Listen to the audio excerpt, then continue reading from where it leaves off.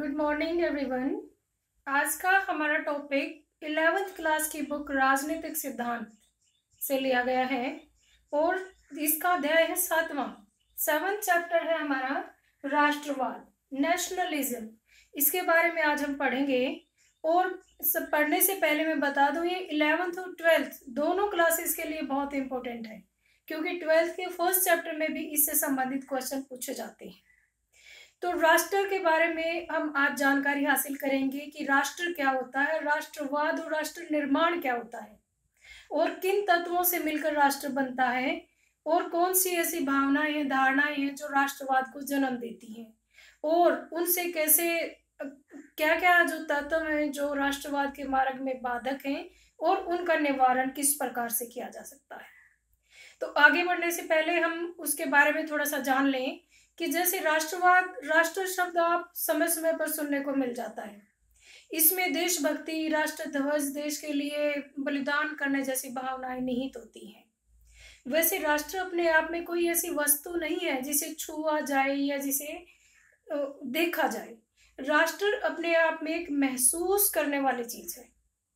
राष्ट्र के नाम पर बहुत सारे लोगों ने बलिदान भी दिए हैं। राष्ट्र एक ऐसी भावना है जो एकीकरण का काम भी करती है, जैसे इटली का एकीकरण हुआ, जर्मनी का एकीकरण हुआ। लेकिन इसके साथ साथ राष्ट्र निर्माण या राष्ट्रवाद एक ऐसी भावना भी है जो कि लोगों में युद्ध और हिंसा तक की कुरीतियों को जन्म देती है। जैसे उपनिवेशवाद के दौर में आपने देखा कि एक राष्ट्र के लिए देशभक्ति के कारण लोगों ने बड़े बड़े उपनिवेशवादों को उखाड़ फेंका था। तो इस तरह से राष्ट्रवाद एक भावना है जो कभी कभी एकीकरण का काम भी करती है, और अपने राष्ट्र की इच्छाओं आकांक्षाओं को बचाने के लिए कई बार लोग हिंसक भी हो जाते हैं, हिंसा का सहारा भी लेते हैं। तो जैसे इंग्लैंड के चुंगल से छुड़ाने के लिए भारत में भी राष्ट्रवाद की भावना प्रबल हुई। लोगों ने स्वतंत्रता के लिए संग्राम किया और स्वतंत्र हो गए। इसी प्रकार दक्षिण अफ्रीका में राष्ट्रवाद का उदाहरण हम पढ़ते रहते हैं समय समय पर। और भी बहुत सारे ऐसे राष्ट्र हैं जिनके लोगों में अपने राष्ट्र के प्रति राष्ट्रवाद की भावना पनपी, और उन्होंने बाकी के जो और लोग थे, जो उपनिवेश साम्राज्यवादी जो शक्तियां थी, उनसे छुटकारा पाया। तो और आगे बढ़ने से पहले हम यही जानेंगे कि राष्ट्र क्या होता है। जैसा कि बच्चों आपको पता है कि पॉलिटिकल साइंस मानव व्यवहार से संबंधित है, और इसकी कोई भी एक सटीक परिभाषा देना संभव नहीं है। लेकिन इसका मतलब ये तो नहीं है कि हम इसकी परिभाषा देना ही बंद कर दें। हम इसकी बहुत सारी परिभाषाएं पढ़ेंगी और उनके आधार पर हम निष्कर्ष निकालेंगे कि वास्तव में राष्ट्रवाद क्या होता है, और हमारे दिमाग में एक छवि बनेगी इन परिभाषाओं को पढ़ते पढ़ते कि राष्ट्र वास्तव में क्या चीज है। तो आइए शुरू करते हैं राष्ट्रवाद के बारे में। पहले तो हम इसके शाब्दिक अर्थ को ही पढ़ेंगे। राष्ट्र नेशन शब्द से बना, इंग्लिश में नेशन कहते हैं, जो लैटिन भाषा के नेटस शब्द से लिया गया है। किस शब्द से लिया गया है? नेटस, लैटिन भाषा के नेटस शब्द से लिया गया है, जिसका अर्थ होता है जाति, नस्ल या वंश। तो अगर शब्द का अर्थ देखें तो राष्ट्र का मतलब है किसी एक जाति से संबंधित है, लेकिन इतने से काम नहीं चलेगा। आगे हम पढ़ते हैं अलग अलग दृष्टिकोण। राष्ट्र की परिभाषा के लिए मुख्य तौर पर 3 दृष्टिकोणों में बांटा गया है। पहला तो जातीयता के आधार पर, फिर दूसरा हमारा दृष्टिकोण है राजनीतिक एकता संबंधी दृष्टिकोण, और तीसरा दृष्टिकोण है हमारा भावनात्मक दृष्टिकोण। तो एक एक करके इनको पढ़ते हैं। अभी जातीय एकता संबंधी दृष्टिकोण में बर्गेस ने कहा है कि राष्ट्र वह जनसमूह है जिसमें जातीय एकता हो और जो भौगोलिक एकता वाले प्रदेश में बंधा हो। दिमाग में थोड़ा थोड़ा जाने लगा ना। बर्गेस क्या कहता है कि राष्ट्र वह जनसमूह है जिसमें जातीय एकता हो और जो एक भौगोलिक एकता वाले प्रदेश में बंधा हो। ऐसे ही लेखक ने भी जातीयता के आधार पर राष्ट्र की परिभाषा दी है। Got it? आगे चलते हैं कि राजनीतिक एकता संबंधी दृष्टिकोण रखने वाले क्या कहते हैं। कुछ विद्वानों का कहना है कि आपने देखा होगा कि एक ही जाति के आधार पर अगर राष्ट्र बनाने लगे तो बहुत ज्यादा राष्ट्र का निर्माण हो जाएगा। आपने देखा होगा कि किसी एक राष्ट्र में बहुत सारी जाति वाले लोग भी एकता के सूत्र में बंधे रहते हैं और वो अपने देश को एक राष्ट्र कहते हैं। जैसे हमारा देश है राष्ट्र राज्य, भारत एक राष्ट्र राज्य है, क्योंकि इसमें तो बहुत सारी जातियों के लोग हैं लेकिन वो अपने आप को एकता के सूत्र में बंधा पाते हैं और अपनी एक राजनीतिक प्रणाली में विश्वास करते हैं, तो एक राष्ट्र है। यहाँ पर एक जाति वाला फॉर्मूला तो लागू नहीं हुआ। तो अब हम दूसरे तरह की परिभाषा पढ़ेंगे जिसमें राजनीतिक एकता संबंधी दृष्टिकोण है।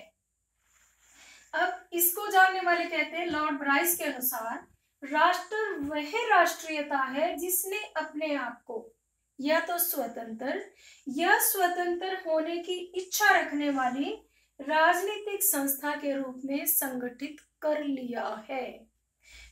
जो ये लॉर्ड ब्राइस हैं, इन्होंने राजनीति से संबंधित बताया है राष्ट्र को कि राष्ट्र वह राष्ट्रीयता है जिसने अपने आप को या तो स्वतंत्र हो गया औरों से या फिर स्वतंत्र रहने की इच्छा रखने वाली किसी एक राजनीतिक इकाई के रूप में अपने आप को बांध लिया है। जैसे भारत में लोकतंत्र है और हम एक ही केंद्र सरकार को मानते हैं। हालांकि हमारे अपनी सुविधा के अनुसार और भी बहुत सारे स्टेप बनाए गए हैं, लेकिन भारत एक राष्ट्र है तो हम एक राष्ट्रीयता में बंधे हुए हैं। Got it. अब तीसरी बात आती है भावनात्मक एकता संबंधी दृष्टिकोण। ब्लंशली क्या कहता है इसके अनुसार, राष्ट्र ऐसे मनुष्यों के समूह को कहते हैं जो विशेषतया भाषा और रीति रिवाजों के द्वारा एक समान सभ्यता में तो बंधे हों। भाषा और रीति रिवाजों के द्वारा एक सभ्यता में तो बंधे हों और उसके साथ ही जिससे उनमें अन्य सभी विदेशियों से अलग रहने की, एकता की, अलग होकर एकता की सुदृढ़ भावना हो। ये कहता है ब्लंशली। मतलब एक भावनात्मकता पर जोर देता है। ये कहता है कि ठीक है उनमें जाति एकता हो, वंश की एकता हो वो तो भौगोलिक एकता हो, लेकिन उसके साथ साथ उनमें भावनात्मक एकता से वो बंधे हों। जैसे अगर कोई बात आती है दूसरे देश के नागरिकों के सुविधा देने की और अपने देश के, तो हम एकदम से एक हो जाते हैं कि क्यों, ये हमारे देश का मामला है। अंडरस्टैंड, भावनात्मक रूप से जुड़ा हुआ है ब्लंशली में। आई होप आप समझ गए हैं इसको। 3 दृष्टिकोण जातीयता संबंधी कि जाति से संबंधित मानता है जिसमें जाति एकता और भौगोलिक एकता वाले प्रदेश में जो रहते हों, ऐसा कहना है ब्रिटिश का। फिर है राजनीतिक एकता संबंधी दृष्टिकोण, ऐसा कहना है ब्लंशली लॉर्ड ब्राइस का कि जिसने अपने आप को स्वतंत्र या स्वतंत्र होने की इच्छा रखने वाली एक राजनीतिक इकाई में अपने आप को संगठित कर लिया हो, वो राष्ट्र है। तीसरी बात आती है भावनात्मक एकता से संबंधित। ब्लंशली ने कहा है कि ये एक मनुष्य का समूह है जो कि विशेषता भाषा रीति रिवाजों में एक सभ्यता में बंधे हैं और भावनात्मक रूप से वो एकता में बंधे हों। उन मानव के समूह को हम क्या कहेंगे, राष्ट्र कहेंगे। अब इन तीनों भाषाओं का हम विश्लेषण कर लेते हैं, तीनों परिभाषाओं का, और इसके आधार पर हमें राष्ट्र निर्माण के तत्वों का भी पता चल जाएगा। अगर आपको डॉक्टर इकबाल नारायण की परिभाषा अगर आपको समझ में आ गई है तो ये समझ लेना कि आपको राष्ट्र निर्माण के या राष्ट्रवाद के सभी तत्वों का सही से पता चल गया है। तो आइए इसे करते हैं, बिल्कुल इसको छोटा छोटा करके समझेंगे। जैसे डॉक्टर इकबाल नारायण ने कहा है कि राष्ट्र एक ऐसा मानव समूह है, ऐसा तो सभी ने कहा, जैसे जिसमें भावनात्मक एकता विकसित हो। कि किस बात पर जोर दिया इसने यहाँ पर एक लाइन में, भावनात्मक एकता विकसित हो, जिसकी एक निश्चित मातृभूमि हो और संभवतः एक ही नस्ल, समान ऐतिहासिक अनुभव, समान भाषा, साहित्य, आर्थिक, धार्मिक और राजनीतिक तत्वों पर आधारित सामान्य संस्कृति हो, समान राजनीतिक महत्वाकांक्षा और जिसमें साथ साथ रहने और विकसित होने की इच्छा पर आधारित एक समान व्यक्तित्व हो। देखो इसमें सारी बातें आ गई हैं। इसने कहा कि उसमें भावनात्मक एकता हो, इसने कहा भौगोलिक एकता हो, वो एक समान संस्कृति में बंधे हों, उनका एक समान इतिहास हो, वो भाषा और साहित्य के आधार पर भी एक जैसी विचारधारा रखते हों, सामाजिक आर्थिक और राजनीतिक तौर पर भी उनका जो पृष्ठभूमि है वो एक जैसी हो, और वो एक रहने की इच्छा शक्ति रखते हों, तो उन लोगों के समूह को क्या कहेंगे? राष्ट्र कहेंगे। अंडरस्टूड? सारी बातें आ गई इसमें कि राष्ट्र किसी एक चीज से मिलकर नहीं बनता। राष्ट्र एक बहुआयामी अवधारणा है। कैसी अवधारणा है? राष्ट्र एक बहुआयामी अवधारणा है। यह किसी एक तत्व से मिलकर के नहीं बनता है। इसलिए तो इसमें कहीं भावनात्मक एकता आ गई, भौगोलिक एकता आ गई, समान इतिहास आ गया, इसमें जातीय एकता आ गई, वंश की एकता, धर्म की एक, धार्मिक, सामाजिक और सांस्कृतिक और राजनीतिक एकता की बात भी आ गई। तो इन सारे तत्वों से मिलकर के राष्ट्र बनता है। Got it? अब आगे चलते हैं कि राष्ट्र निर्माण क्या है। फिर एक ऐसी प्रक्रिया जिसके द्वारा कुछ समूह में राष्ट्र चेतना उत्पन्न हुई और ये राजनीतिक विकास के सांस्कृतिक पक्ष पर बल देता है। राष्ट्र के लोगों में जब अपने राष्ट्र के प्रति चेतना उत्पन्न होती है, वो अपने राष्ट्र से प्यार करने लगते हैं, उनके अपने राष्ट्र के प्रति देशभक्ति होती है, राष्ट्र भक्ति होती है, चेतना जागृत होती है अपने राष्ट्र के प्रति, तो हम उसे कहेंगे राष्ट्र निर्माण। और ये राजनीतिक विकास के साथ साथ सांस्कृतिक विकास भी होता है। इसमें सांस्कृतिक विकास पक्ष पर भी बल देता है। मान लो कि हम एक राष्ट्र के नागरिक हैं, तो हमें हमारी अपने आप ही चेतना है अपने राष्ट्र के प्रति, तो हम उसे राष्ट्र निर्माण कहते हैं। चलिए लुशन पाई की परिभाषा पढ़ लेते हैं। लुशन पाई के अनुसार वह प्रक्रिया जिसके द्वारा व्यक्ति छोटे कबीलों, गांव, नगरों, छोटी रियासतों के प्रति वफादारी और बंधनों को विशाल केंद्रीय राजनीतिक प्रणाली की ओर मोड़ लेते हैं। समझिए कि वो एक ऐसी प्रक्रिया है। क्या है राष्ट्र निर्माण या राष्ट्रवाद? एक ऐसी प्रक्रिया है जिसमें व्यक्ति अपने छोटे कबीलों, गांव, कस्बों की और छोटी रियासतों के प्रति वफादारी और बंधनों को किसकी तरफ मोड़ लेते हैं? राजनीतिक एकता की तरफ मोड़ लेते हैं, उसे राजनीतिक केंद्रीय राजनीतिक प्रणाली की ओर मोड़ लेते हैं। जैसे हमारे देश में बहुत सारी जातियां हैं, बहुत सारे कबीले हैं, बहुत सारे गांव हैं, बहुत सारे कस्बे हैं, है ना? लेकिन जब देश की बात आती है तो वो सारे अपने अपने कस्बे, अपने क्षेत्र को बुला के क्या करते हैं? अपने पूरे देश की सेवा में लग जाते हैं। Got it? तो इसे कहते हैं राष्ट्र निर्माण। लुशन पाई ने प्रक्रिया बताया है इसे कि राष्ट्र निर्माण एक ऐसी प्रक्रिया है जिसमें लोग अपने कबीलों, अपने गांव, अपने समुदायों को के और जो उसके प्रति जो उनकी वफादारी और बंधनों को एक केंद्रीय राजनीतिक प्रणाली की ओर मोड़ लेते हैं। उस प्रक्रिया का क्या नाम है? राष्ट्र निर्माण। ओके? तो राष्ट्रवाद भी वही है, लोगों को अपने राष्ट्र के प्रति भावना को राष्ट्रवाद कहते हैं। अंडरस्टैंड? तो इन सारी बातों से हमें समझ में आया है कि राष्ट्र कोई वस्तु नहीं है, ये एक काल्पनिक भावना है, काल्पनिक समुदाय जो अपने सदस्यों के सामूहिक विश्वासों, आकांक्षाओं के सहारे एकता के सूत्र में बंधे रहते हैं। Got it? तो क्या हो गया राष्ट्र? राष्ट्र एक ऐसा काल्पनिक समुदाय है जिसमें सभी लोग अपने सामूहिक इच्छाओं, आकांक्षाओं के सहारे एकता के सूत्र में बंधे रहते हैं। अंडरस्टैंड? अगर सिर्फ 2 नंबर का आता है कि राष्ट्र निर्माण से क्या अभिप्राय है, तो फिर आपको ये लास्ट वाले लुशन पाई की परिभाषा और थोड़ा सा उसके बारे में 1-2 लाइन में ये बताना है कि यह एक प्रक्रिया जिसमें कुछ समूह में राष्ट्रीय चेतना उत्पन्न होती है।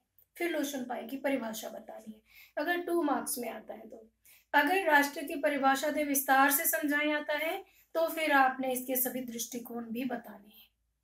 अंडरस्टैंड? आगे चले तो अब इनके आधार पर हम जानेंगे, जो हमने परिभाषा पढ़ी है उसके आधार पर हम जानेंगे कि राष्ट्र के तत्व क्या हैं, राष्ट्र निर्माण किन किन चीजों से बनता है। ओके, चलिए आगे चलते हैं। देखिए, राष्ट्र के निर्माण में सहायक तत्व, सबसे पहली बात तो नस्ल की समानता, जैसे हमने ब्रिगेश के शब्दों में पढ़ी थी, नस्ल की समानता। अगर किसी जगह पर लोग नस्ल के रूप में एक समान है तो वो अपने आप को बंधा हुआ महसूस करते हैं और राष्ट्र निर्माण की प्रक्रिया बहुत ही सरल हो जाती है, क्योंकि स्वाभाविक रूप से ही मानव को अपने नस्ल के प्रति आकर्षण होता है। जैसे आपने देखा होगा कि एक ही समुदाय है, एक ही नस्ल है, तो उन लोगों में आपस में एकता की भावना रहती है और एकता की भावना ही तो राष्ट्र निर्माण है। तो सबसे पहला तत्व क्या हो गया इसमें, नस्ल की समानता। लेकिन आजकल जो राष्ट्र राज्य है वो काफी बड़े बड़े हैं, सिर्फ एक नस्ल के आधार पर राष्ट्र राज्य का निर्माण करना आसान नहीं है। और कई बार तो जैसे इनमें झगड़े भी होते हैं। जैसे श्रीलंका का उदाहरण आपने पहले की क्लासेस में पढ़ा होगा कि श्रीलंका में सिंगल नस्ल के अलग लोग हैं और तमिल अलग हैं, तो वो सिंगल लोग अपना एक अलग से और तमिल लोग अपना एक अलग से राष्ट्र निर्माण की बात करते हैं। तो यहाँ पर हमने सिर्फ इतना ही पढ़ना है कि नस्ल की समानता राष्ट्र निर्माण में बहुत बड़ा सहायक तत्व है, क्योंकि एक ही नस्ल के लोगों में स्वाभाविक रूप से एक दूसरे के प्रति आकर्षण होता है और वो एक दूसरे की मदद करके एकता के सूत्र में बंधे होते हैं। Got it. सेकंड पॉइंट हमारा है धर्म की समानता। जैसे नस्ल की समानता एक दूसरे को एक करके रखती है, ऐसे ही धर्म की समानता भी राष्ट्र निर्माण में सहायक है। जैसे कि धर्म के नाम पर आपने देखा होगा कि कितने सारे राष्ट्रों का निर्माण हुआ। अपने भारत और पाकिस्तान का ही देख लीजिए, धर्म के नाम पर इन राष्ट्रों का निर्माण हुआ है। मुस्लिम लोगों ने अपनी राष्ट्रीय एकता पाकिस्तान के प्रति दिखाई और हिंदू लोगों ने अपनी राष्ट्रीय एकता हिंदुस्तान के प्रति दिखाई। तो धर्म की समानता भी राष्ट्र निर्माण में बहुत बड़ा सहायक तत्व होता है। ऐसे ही आप आयरलैंड में भी देखेंगे, वहां पर भी कैथोलिक और प्रोटेस्टेंट में आपस में वो भी अलग अलग, उनका अपनी अपनी राष्ट्रों के प्रति अपनी अपनी जो कम्युनिटी है, धर्म के लोग हैं, उनके प्रति ज्यादा लगाव है। जैसे आप फिलिस्तीन में देखेंगे, यरूशलेम में देखेंगे, वहां के लोग कहीं और भी रह रहे हैं तो भी वो यरूशलेम को अपना पवित्र भूमि मानते हैं और वहां से उनकी आस्था एक गहन रूप से जुड़ी हुई है। तो कहने की बात है कि धर्म की समानता भी राष्ट्र निर्माण का बहुत बड़ा तत्व है। धर्म के नाम पर राष्ट्रों के निर्माण भी हुई है, जैसे भारत और पाकिस्तान का उदाहरण आप दे सकते हैं, यरूशलेम का उदाहरण आप दे सकते हैं। Got it. आगे चलते हैं, भाषा, संस्कृति और परंपराओं की समानता। अब बिल्कुल स्वाभाविक है, जिन लोगों की आपस में भाषा मेल खाती है उनमें अट्रैक्शन होता है, जिनकी सभ्यता मेल खाती है, जिनकी संस्कृति आपस में एक दूसरे से जुड़ी हुई है, तो उन्हें एक राष्ट्र का निर्माण करने में कोई दिक्कत नहीं आती। जितने ज्यादा भिन्न भिन्न संस्कृति, भिन्न भिन्न भाषाएं होंगी, उतना ही राष्ट्र को एकता के सूत्र में बांधना मुश्किल हो जाता है। अगर समान भाषा, समान संस्कृति, समान परंपराएं हैं तो लोगों को एकता के सूत्र में बांधने में ये सारी बातें सहायक है। नेक्स्ट है समान इतिहास। यस, अगर हमने एक जैसी समस्याओं की अगर हम भुक्तभोगी हैं तो हम एक दूसरे की मदद करने लग जाते हैं। छोटी सी बात मान लीजिए, जैसे कि हमारे देश में अंग्रेजों का राज था तो सभी लोगों के ऊपर समान ही अत्याचार होते थे, जो भी होते थे। जैसे चाहे वो जाति धर्म का उस समय कोई ऐसी बात नहीं थी, सब लोगों को एक जैसा हमें भुगतना पड़ा था। तो इसलिए स्वतंत्रता संग्राम में सारे लोग एक साथ कूद पड़े, क्योंकि उनका इतिहास समान था। तो समान इतिहास भी राष्ट्र निर्माण में बहुत ही सहायक तत्व होता है। जैसे कि और अगर आप बाकी देशों का उदाहरण लें कि जैसे ये दक्षिण अफ्रीका है, लैटिन अमेरिका के देश हैं, दक्षिण एशिया के देश हैं, ये ज्यादातर देश ब्रिटिश साम्राज्यवाद के कंट्रोल में थे।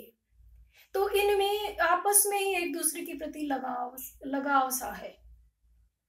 तो जब समान इतिहास की बात आती है तो लोगों में एक राष्ट्र के निर्माण के प्रति भावना अपने आप ही जागृत हो जाती है। भारत इसका सबसे बड़ा उदाहरण है, क्योंकि यहाँ पर भिन्न भिन्न जाति धर्मों के लोग होते हुए भी एक जैसी बातों के, एक जैसी समस्याओं के भुक्तभोगी थे। तो सबने मिलकर के स्वतंत्रता संग्राम में अंग्रेजों के खिलाफ लड़ाई लड़ी। तो समान इतिहास राष्ट्र निर्माण का बहुत ही महत्वपूर्ण तत्व है। अब आता है समान हित। अगर हमारी जो चाहें हैं, इच्छाएं, आकांक्षाएं अगर हमारी एक बराबर है तो भी राष्ट्र निर्माण के मार्ग में वो बहुत ही सहायक है। नेक्स्ट आता है हमारा समान राजनीतिक महत्वाकांक्षाएं। समान राजनीतिक महत्वाकांक्षाएं। समान राजनीतिक, अगर हम एक ही राजनीतिक प्रणाली के अंदर रहना चाहते हैं, जैसे कि ब्रिगेश के शब्दों में हमने पढ़ा था कि राष्ट्र वह समूह होता है जिसमें लोग स्वतंत्र हों या स्वतंत्र रहने की इच्छा से एक राजनीतिक प्रणाली में अपने आप को बंधा हुआ महसूस करते हों, तो वो राष्ट्र निर्माण होता है, राष्ट्र होता है। तो इस तरह से समान राजनीतिक महत्वाकांक्षा, जैसे हमारे देश के सभी लोग लोकतंत्र स्थापित करना चाहते थे, एक लोकतंत्र के प्रति सबके मन में बड़ा एक आदर का भाव था, तो सभी लोग इसको मानते भी हैं। Got it? तो ये तो हो गए बेटा हमारे राष्ट्र निर्माण के सहायक तत्व, और ये बड़े नंबर में, ज्यादा नंबर में आता है क्वेश्चन, इसकी एक्सप्लेनेशन भी करनी है आपने कॉपी में। आगे चले। आगे आता है हमारा राष्ट्र निर्माण के मार्ग में आने वाली बाधाएं, कि राष्ट्र को एकता के सूत्र में पिरोने में क्या क्या बाधा आ सकती है। सबसे पहली बात है क्षेत्रवाद। जैसे भारत एक राष्ट्र है, अगर इस भारत एक राष्ट्र राज्य में, राष्ट्र राज्य कहेंगे भारत को, क्योंकि आगे मैं आपको पढ़ाऊंगी राष्ट्र अलग चीज होता है, राज्य अलग चीज होता है, तो हम भारत को राष्ट्र राज्य कहेंगे। जैसे भारत एक राष्ट्र है तो इसमें अलग अलग राज्य हैं, अलग अलग स्टेट्स है, यूनिट है अलग अलग भारत की, 28 राज्यों में बटा हुआ है, 28 इकाइयां हैं भारत की। तो अगर ये अपना अपना सोचने लगे कि अगर दक्षिण वाले सोचें कि तमिलनाडु का ही विकास हो, अगर उत्तर वाले सोचें कि सिर्फ हरियाणा, पंजाब, दिल्ली का ही विकास हो, अगर इन लोगों में क्षेत्रवाद की भावना आ जाती है, तो ये भावना जब बहुत प्रबल हो जाती है तो वो अपने आप को राष्ट्र से अलग करने की कोशिश करते हैं। देशभक्ति की भावना उस राष्ट्र के प्रति उन लोगों में कम हो जाती है। तो जो क्षेत्रवाद है वो राष्ट्र के निर्माण में बहुत बड़ी बाधा है। क्षेत्रवाद की परिभाषा भी सुन लीजिए कि क्षेत्रवाद एक संकीर्ण धारणा है जिसमें लोग अपने क्षेत्र, सिर्फ अपने जहां वो रह रहे हैं, अपने क्षेत्र के प्रति लगाव दिखाते हैं और दूसरे के क्षेत्र को हीन दृष्टि से देखते हैं या दूसरे लोगों के साथ अन्याय करते हैं। तो ये राष्ट्र की एकता में बहुत बड़े बाधक है। आपने पीछे 1-2 साल पहले शायद अगर टीवी न्यूज चैनल पे सुना भी होगा कि एक बार महाराष्ट्र में, मुंबई में खासकर आंदोलन चलाया गया था शिवसेना की तरफ से कि मुंबई सिर्फ महाराष्ट्र के लिए है, बाहर के लोगों को यहाँ से भाग जाना चाहिए। जब इस तरह के एक देश में रहते हैं, जब इस तरह से क्षेत्रवाद की भावना आ जाती है तो वो फिर राष्ट्र के निर्माण में बाधक होती है। नेक्स्ट है जातिवाद। जातिवाद भी इसी तरह का एक क्षेत्रवाद की तरह ही एक संकीर्ण भावना है जिसमें अपनी जाति के प्रति लगाव और दूसरे की जाति को छोटा समझना होता है या दूसरे की जाति को अपने आप से अलग समझना होता है।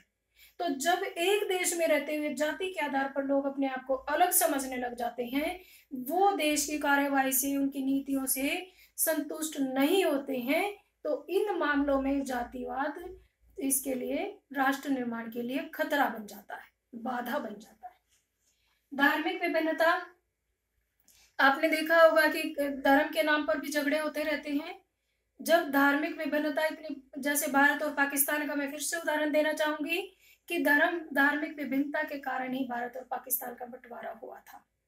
जब धार्मिक विभिन्नता की भावना, संप्रदायवाद की भावना जब इस कदर हावी हो जाती है कि लोग अपने धर्म को ऊंच समझते हैं, दूसरे के धर्म को नीचा समझते हैं, और ये भावना इतनी प्रबल हो जाती है कि धार्मिक पूर्वाग्रहों में भी धर्म के नाम पर लोग वोट मांगते हैं, धर्म के नाम पर लोग लोगों को उकसाते हैं, तो इस दौरान यह भावना राष्ट्र निर्माण में सबसे बड़ी बाधक है। धर्म के नाम पर कट्टरवाद को राष्ट्र के मार्ग में बाधा मानेंगे। Got it? नेक्स्ट पॉइंट हमारा आता है विदेशी प्रभाव। जब किसी देश के ऊपर दूसरे देश का प्रभाव होता है, वह अगर कोई देश अपने मामलों में स्वतंत्र नहीं है, विदेशी मामलों में, चाहे आर्थिक रूप से चाहे सैन्य रूप से अगर दबदबा है किसी दूसरे देश का, तो वो राष्ट्रवाद के निर्माण में बाधक है। आता है अशिक्षा, निर्धनता और बेरोजगारी। जब देश में अशिक्षा होती है, लोग पढ़े लिखे नहीं हैं, उन्हें अपने अधिकार और कर्तव्यों का ठीक से ज्ञान नहीं है, लोगों में बेरोजगारी बहुत ज्यादा है, तो उनकी केंद्र सरकार के प्रति भावना कमजोर हो जाती है और वो सरकार के प्रति गलत प्रचार करने लग जाते हैं, जिससे राष्ट्र की छवि को धक्का पहुंचता है। नेक्स्ट पॉइंट है हमारा असंतुलित आर्थिक विकास। जब पूरे देश में आर्थिक जो योजनाएं बनाई जा रही हैं सरकार की तरफ से, उनका लाभ समान रूप से लोगों तक नहीं पहुंचता है, अर्थात कुछ क्षेत्र बहुत उन्नत हो जाते हैं और कुछ क्षेत्रों में बहुत ही गरीबी होती है, वहां पर विकास के कार्य नहीं होते हैं। आर्थिक विकास या लोगों का रहन सहन जो प्रति व्यक्ति आय में बहुत ज्यादा जब अंतर हो जाता है, तो उस समय लोग केंद्र राष्ट्र के प्रति भक्ति नहीं दिखाते हैं, वो सिर्फ अपने क्षेत्र के बारे में, अपनी समस्याओं के बारे में सोचते हैं। Got it? तो आर्थिक असमानता भी बहुत बड़ा बाधक तत्व है, असमानता, आर्थिक असमानता। नेक्स्ट है हमारा राष्ट्रीय चरित्र का अभाव। जब लोगों में देशभक्ति की भावना नहीं होती है, अपनापन नहीं होता है देश के प्रति, और तो इस तरह से जब राष्ट्रीय चरित्र का अभाव होता है लोगों में, तो वो भी राष्ट्रीय एकता के लिए बहुत बड़ा बाधक है, राष्ट्र निर्माण में बहुत बड़ा बाधक तत्व होता है। तो यहाँ तक आई होप आपको समझ में आ गया होगा। हमने इसके तत्व पढ़े और हमने इसकी बाधाएं पढ़ी। अब बात ये आती है कि बाधाओं से निपटा कैसे जाए। राष्ट्र को सब कमजोर तो होने नहीं देना है, राष्ट्र को सुदृढ़ तो बनाए रखना है, तो फिर इन मामलों में कैसे निपटा जाए, कैसे निपटे? तो बात ये आती है कि जो ये बाधाएं हैं इनको कम कर दो ना, जो ये बाधाएं हैं इनको धीरे धीरे इनको दूर करने के उपाय करो। तो इनको देख लेते हैं, चलो।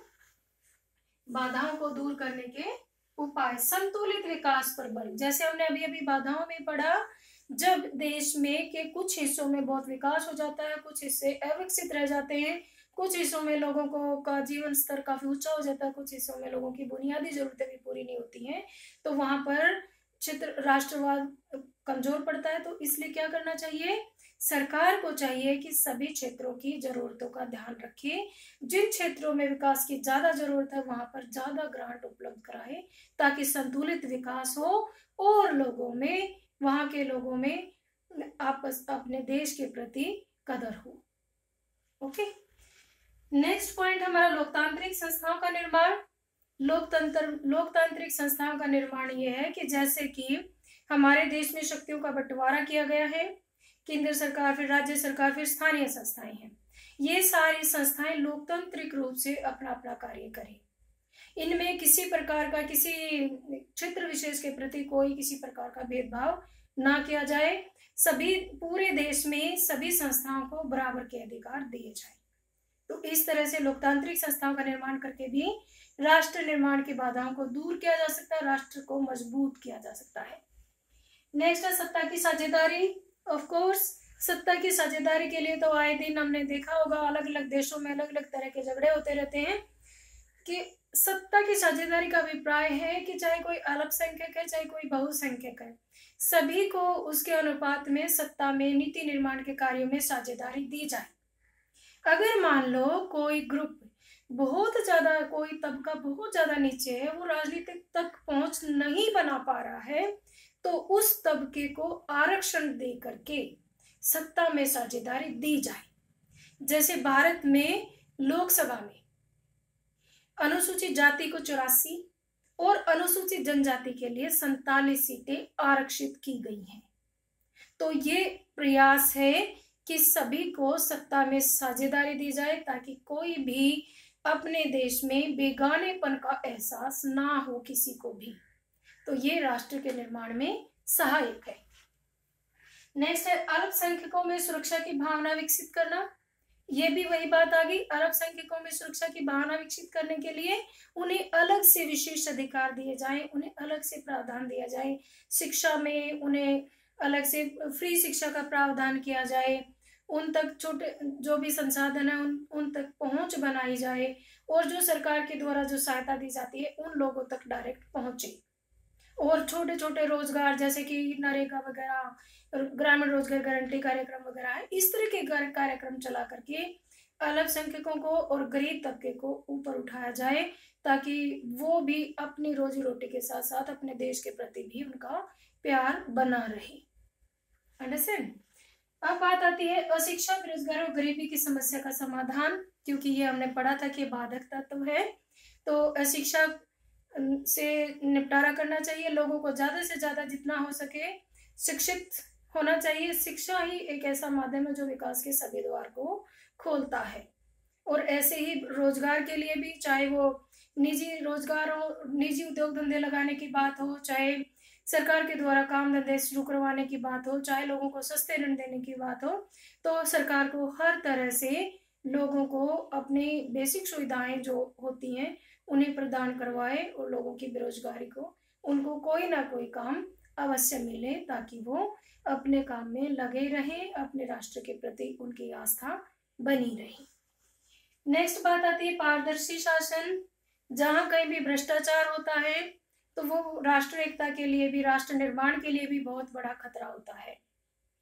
अगर सरकार कोई नीतियां बनाती है तो प्रशासन इस प्रकार से प्रभावकारी होना चाहिए कि उन नीतियों का ज्यों का त्यों धरातल पर उतारे। ऐसा ना हो कि सरकार ने तो बड़ी अच्छी अच्छी नीतियां बना दी और रास्ते में भ्रष्टाचार के माध्यम से वो सारा पैसा या जो सुविधाएं गरीब व्यक्ति को दी जानी है वो वहां तक पहुंचे ही ना। तो इसके लिए क्या जरूरी है? प्रशासन सुचारू रूप से अपना कार्य करे। तो आई होप आपको ये पूरा चैप्टर समझ, पूरा क्वेश्चन बना है एक ये राष्ट्र क्या, राष्ट्र निर्माण क्या है, इसके विभिन्न दृष्टिकोण, इसके तत्व, इसके मार्ग में आने वाली बाधाएं और इनके उपाय। ये बहुत ही बढ़िया क्वेश्चन बनता है, 6 नंबर में कम से कम ये क्वेश्चन जरूर आता है 12th क्लास में भी। ओके, तो आई होप आप समझ गए हैं, इसको जल्दी से कर लीजिए।